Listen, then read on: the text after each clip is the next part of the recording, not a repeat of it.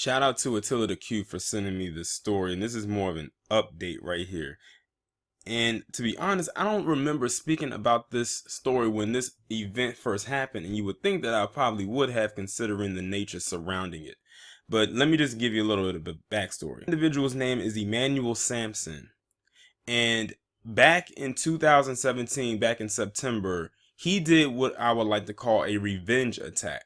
So we all know what happened in Charleston, South Carolina in 2015, which was 2 years prior to this happening, with Dylan Roof going into that predominantly black church and killing 9 people while they were in the middle of Bible study. Well, 2 years later, this guy said that, you know what, I'm going to do a revenge attack, and in Tennessee went to a predominantly white church and shot that up. He killed 1 person and injured, I believe, 6 others. And now the trial has begun for this guy to determine his fate. And they're looking to most likely throw the book at him, more than likely, because of the amount of counts he has against him, and because 1 person ended up dead. But I'm gonna go ahead and read this article coming from Atlanta Black Star. Oh, and before I go any further, it's fitting, or interesting I should say, that his name is Emanuel, and the name Emanuel was in the church that was shot up by Dylan Roof. Less than 2 years ago, Emanuel Samson opened fire on churchgoers in Tennessee. A trial has begun as he faces 43 charges, including first-degree murder, civil rights intimidation, and 24 counts of aggravated assault. Samson, who was black, opened fire at a Nashville church on September 24, 2017. Shots rang out following service at a predominantly white Burnett Chapel Church of Christ that day when he fatally shot a woman and injured 7 others. During opening statements Monday, May 20th, reported Deputy District Attorney Amy Hunter, and Samson left a note on the dashboard of his SUV noting he planned to retaliate against the shooting, for which white supremacist Dylan Roof has been sentenced to death. Roof opened fire on a guest at the predominantly black Emanuel African Methodist Episcopal Church in Charleston, South Carolina, and killed 9 worshipers in 2015. Dylan Roof is less than nothing, Hunter read of the note, which also said blood that 10 of your kind was shed in terms of vengeance. The note was previously only described in vague terms by police.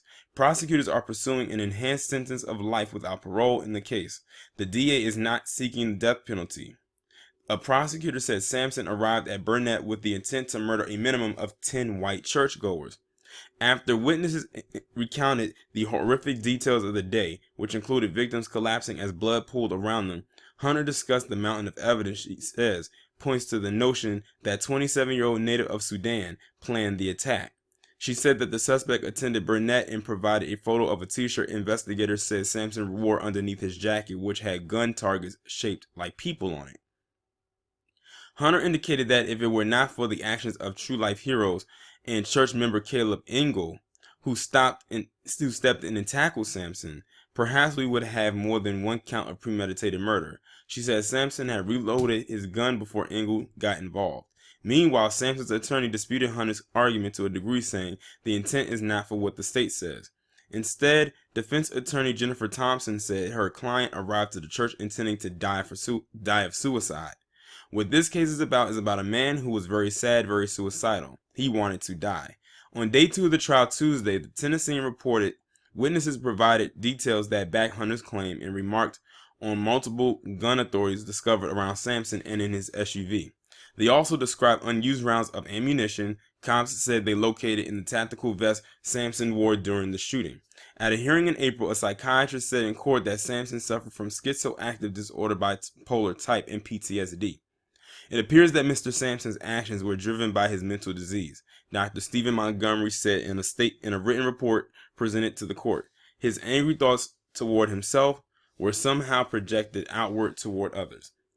I'm actually shocked that they were actually able to enter a mental illness plea for this guy, which seemingly looks successful, considering that they don't allow, or they would never allow, I should say, the mental illness plea to go that far with a black person ever. You know what? This is karma being brought down onto the palm-colored population. And it's taken everything in me to not say this on this recording. So y'all are just gonna have to like kind of read my thoughts a little bit, you know, if you can see where I'm going with this. But in a way, I'm actually not mad that this even happened. Like seriously, not even the least bit upset. If you think about all the culmination of things that have happened to black people over the years at the hands of people like a Dylan Roof, this is actually damn near refreshing. Granted, the guy's most likely going to get some time. No doubt about that. After all, this did happen in Tennessee. And he did go to an all-white church, or predominantly white church, to do this. But he had a motive to do it. It wasn't out of hate. It was out of vengeance. It was out of revenge. So meaning, if what Dylan Roof did not do what he did, this would not have happened. He left a note specifically saying what he planned to do and why he was going to do it.